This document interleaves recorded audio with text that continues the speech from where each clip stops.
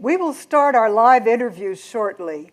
For those who viewed the film through the Women in Leadership Conference, this interview has been pre-recorded for you. For those of you watching through the community library live stream, please enter any questions you may have in our chat room. Now, I would like to welcome firefighter Katie Aday, filmmaker Sandy Zeig, and the moderator of their discussion, Tracy Andrus, Chairman and President of the Andrus Center for Public Policy at Boise State University. Welcome.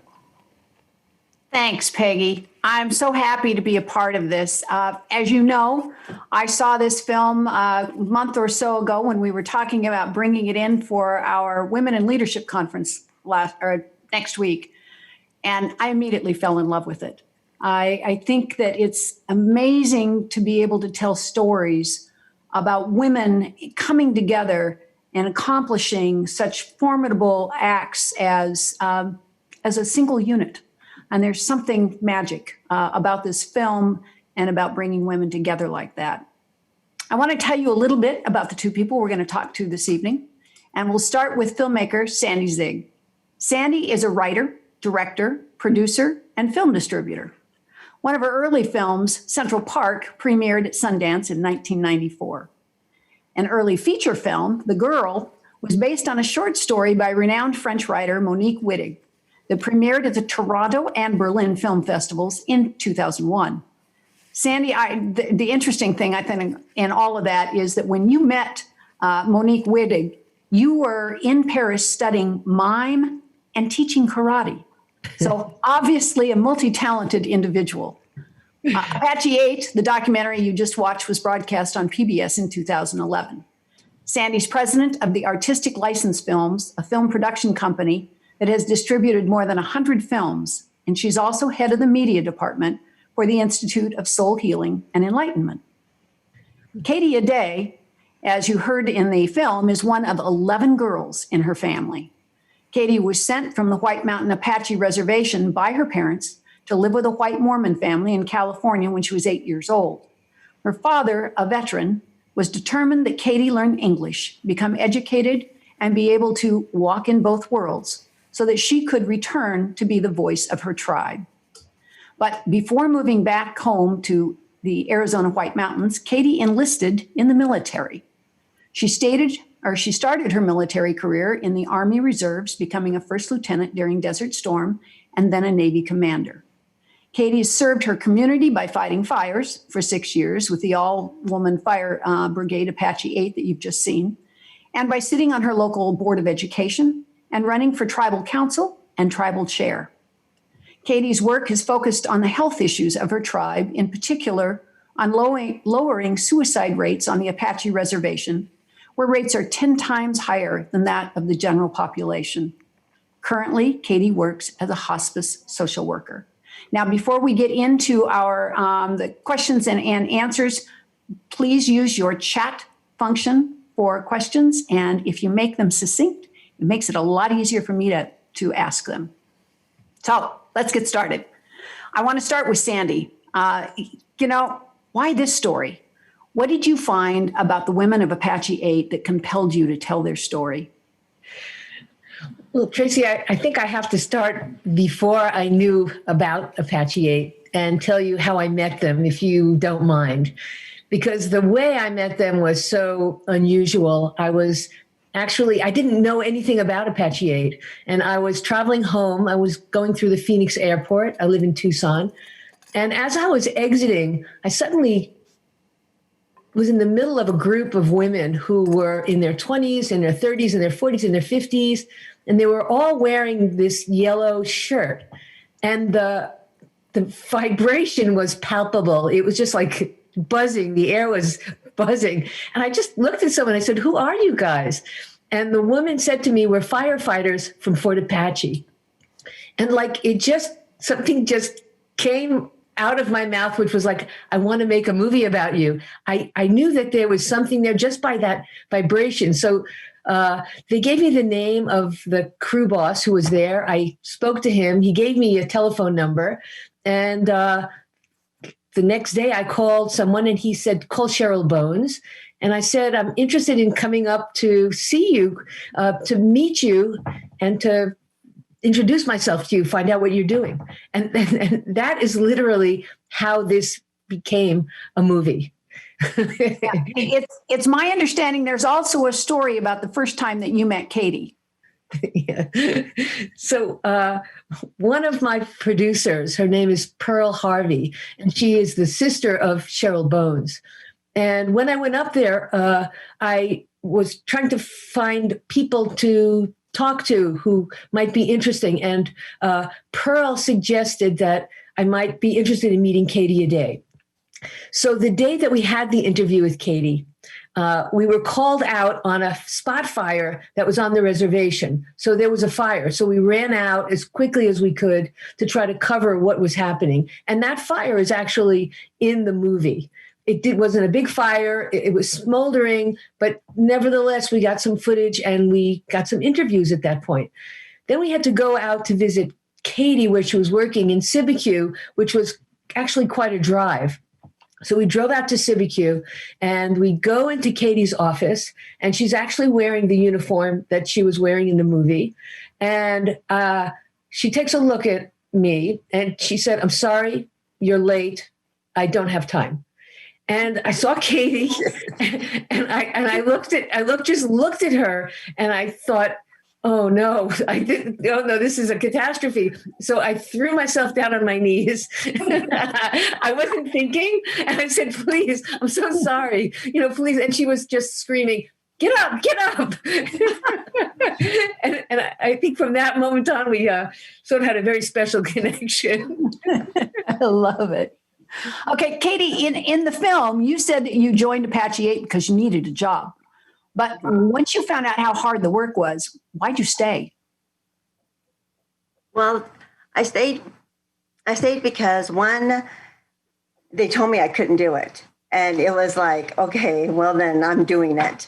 And so that was one of the reasons. The other reason was once you started doing the job, it was fun and it was hard work, but it was something that you knew you could do. It was a very challenging job. And I like that. I like the challenge. Okay, well, that's not the only non-traditional role that you had. You recently retired from military service after 20 years with the Army and the Navy, and you retired, as he said in the film, as a lieutenant commander in the Public Health Service Commission Corps. What made you want to join the military, and what role do you feel that the military's played in making you the woman that you are today? Well, I've always wanted to join the military, but there was always so many negative things, I guess, being said about women in the military. And so I never really pursued it.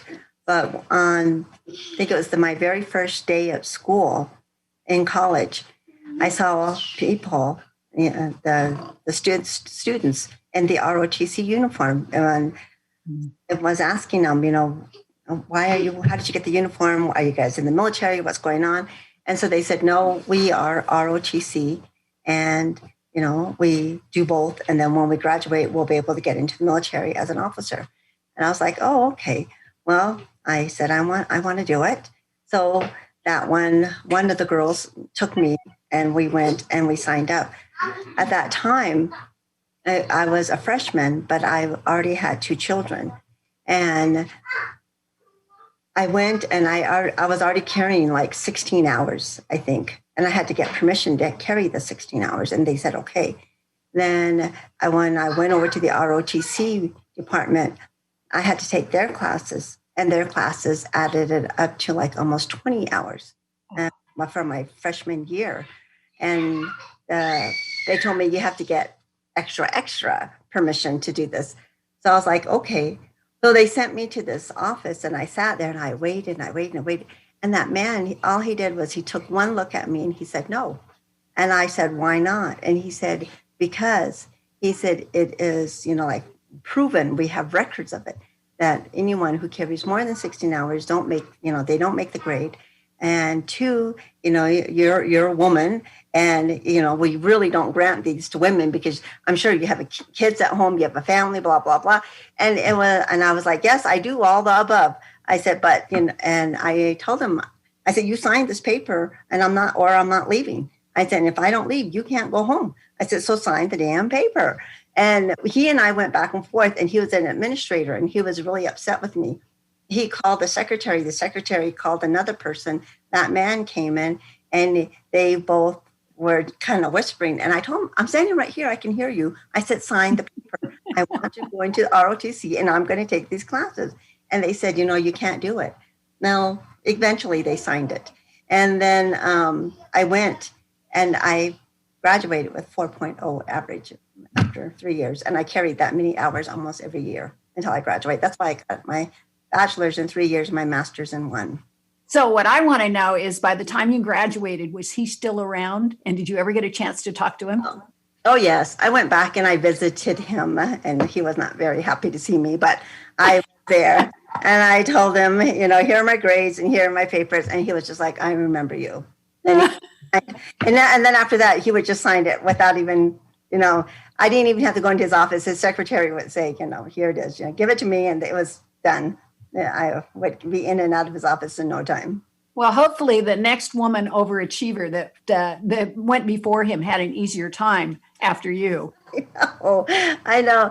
But I think the way the military really changed my life in a lot of ways is, one, in the military, you were placed in in different roles all the time.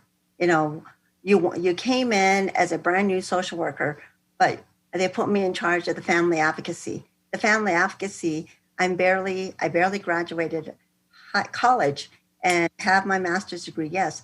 But now they put me in charge of like 8 civilians.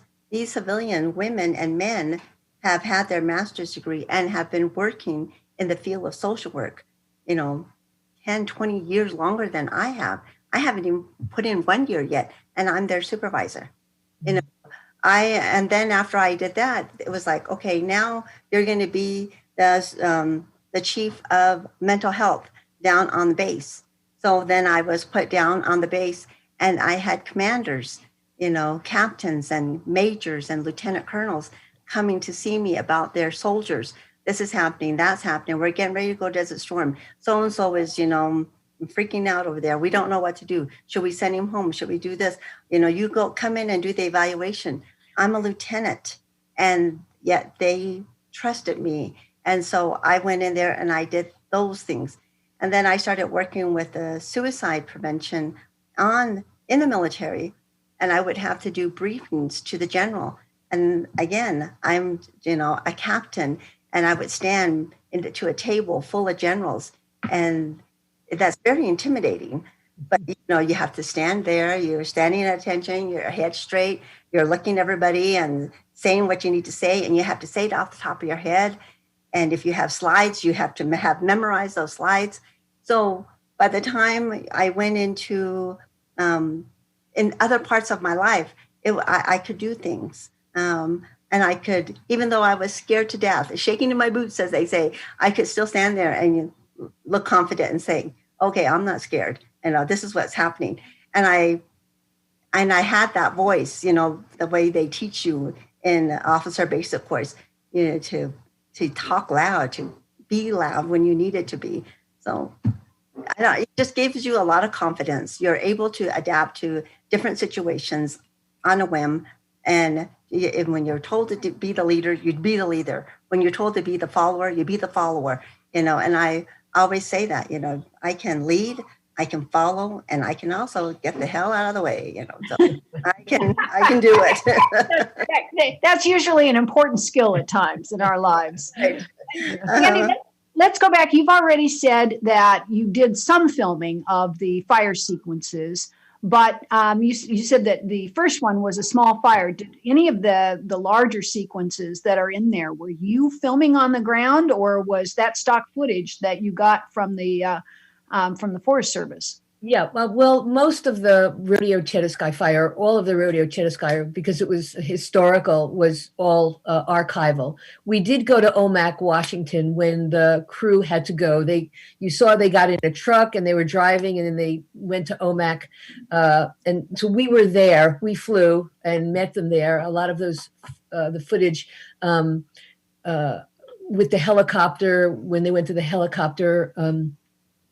Heli- I can't remember, heliport, I guess. And then there was footage when we were going up the mountain. We took a lot of that footage. We had to contact the incident command, and they were very helpful in letting us go. We told them there was a woman who was the head of incident command, and she allowed us to go up to the fire to film some of it. Mostly B-roll, not a lot of footage where our firefighters were fighting big fires. I was going to say, was there ever a point in time when you said, "What am I doing out here"? No, there wasn't. You really sort of have the heart of the people that you're filming. So you're right there with everyone. Yeah. So, Katie, one of the things in the film that spoke a lot to me was the essential role that your husband Lee played in helping you pursue your education, raise the children, rise through the military ranks. Can you talk a little at greater length about his role in your realization of your goals in life?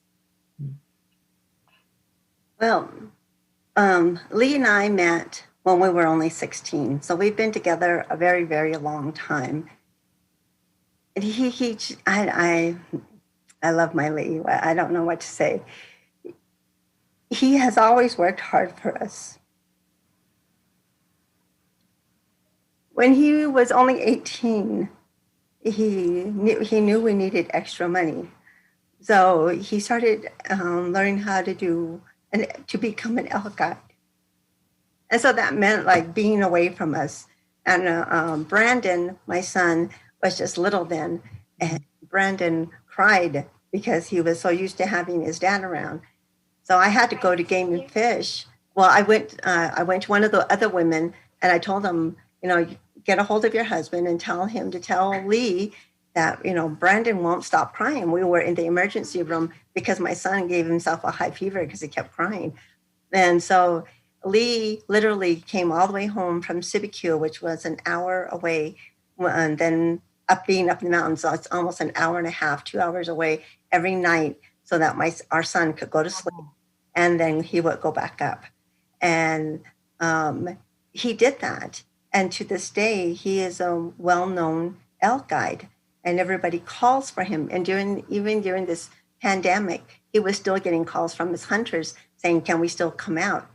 And that's something he did to help us when we were young. And now, and it's something that he likes to do. So he still does that to this day. One of the other things that he did when I was in the military was every time I was being sent to a new area for school or for a new place to being sent to another fort or whatever, he always came. I would tell him, I'm being sent to San Antonio.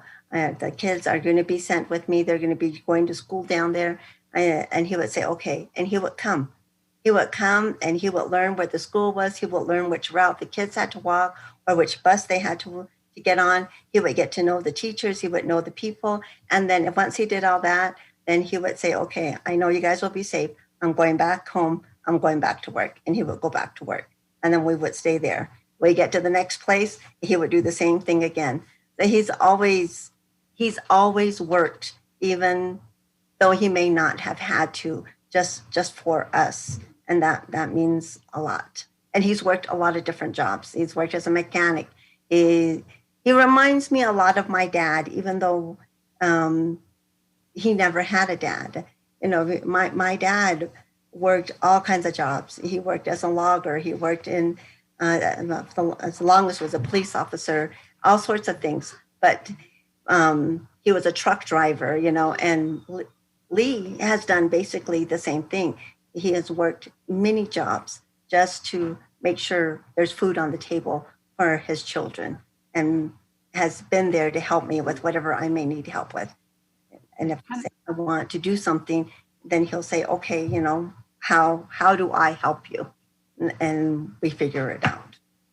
That's incredibly special, but also a testament to the fact that not very many of us get to where we are by ourselves.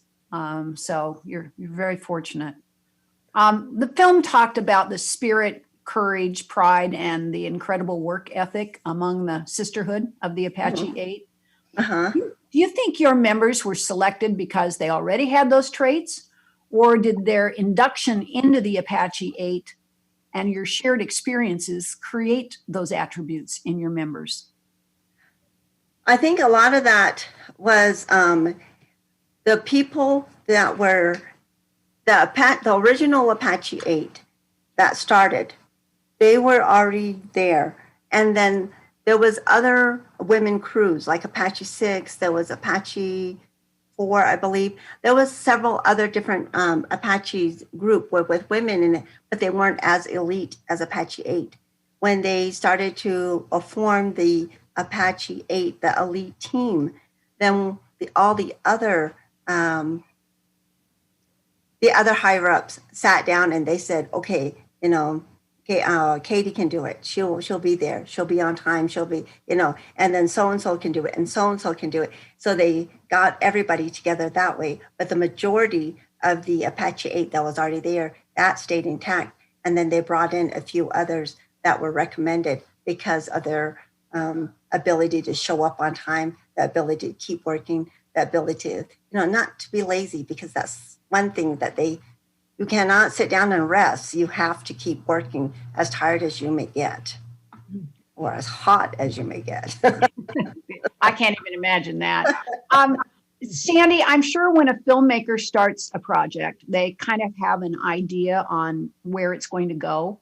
But then does it follow that script? I mean, did this go where you thought it would go, or did it take on a life of its own? Yeah, Tracy, because I really didn't know a lot about the story, I didn't know anything really about the people. I didn't have a storyline, or I didn't have an idea of where I was going. The story really came from the people, from that we interviewed, from Katie.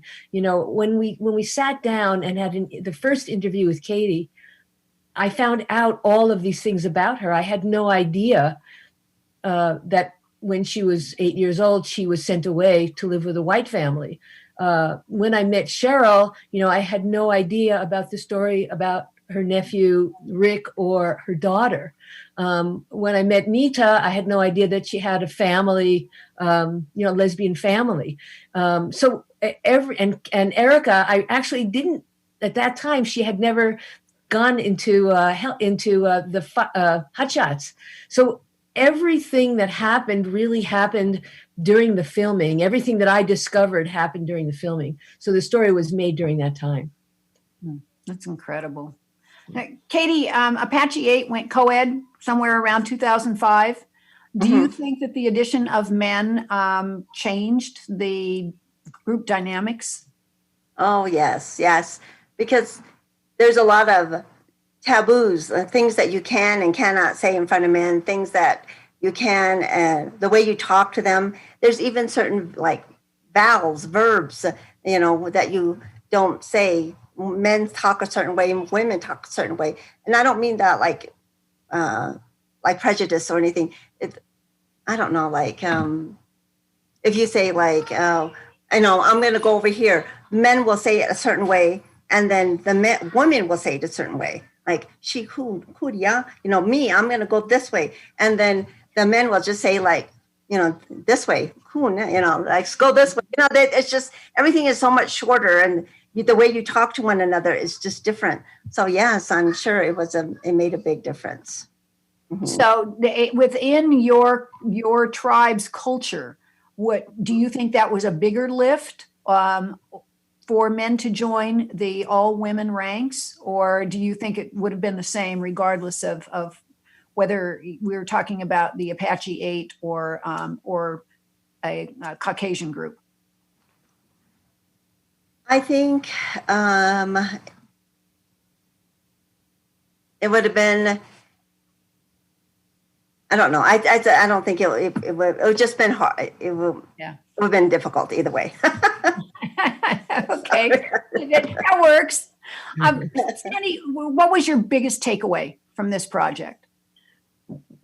As an outsider, I felt tremendous gratitude to be allowed to go on the reservation, to be accepted, through the Cultural Council, the Tribal Council, the BIA, and all of the people who participated in it. That was, really a great honor for me. And I have made some lifetime friendships with the firefighters that I met, and I have a commitment to continue doing work there to let people know what these firefighters are doing.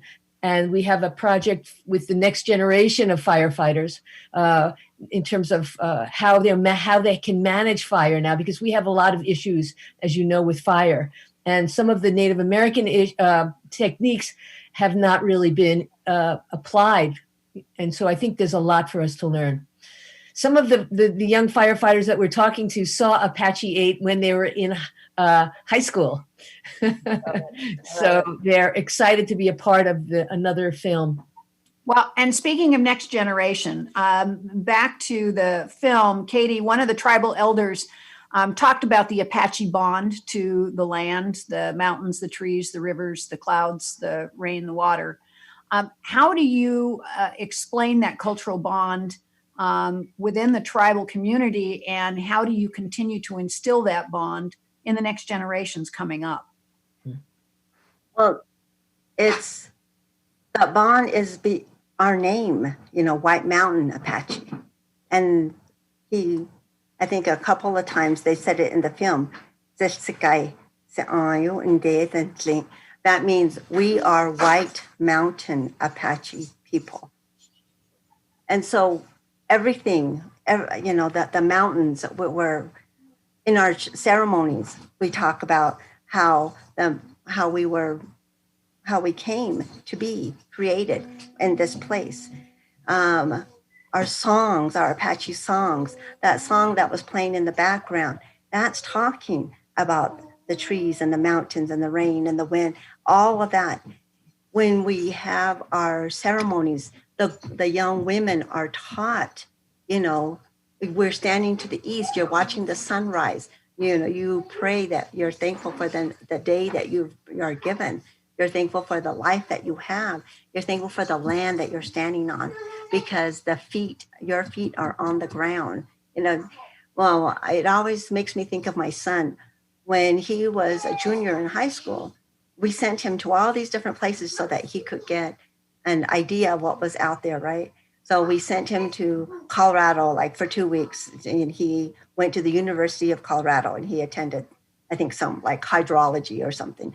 And then we sent him to California for 2 weeks, and he went there and he studied something else.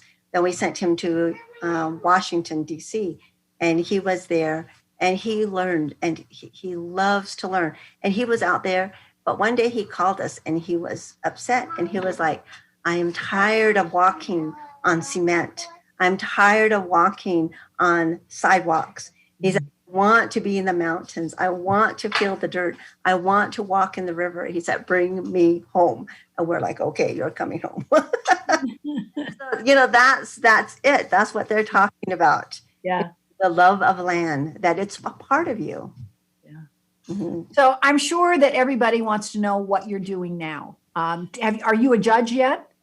Oh, no, they'll never let me be judge. My daughter's laughing over here. I am a social worker as hospice, and I've been doing that for 5 years, and I really enjoy that. I'm part-time, which is okay with me, but I have learned a lot, because one of the biggest taboos in our culture is death, and to talk about death or to be around death. And that is what I do.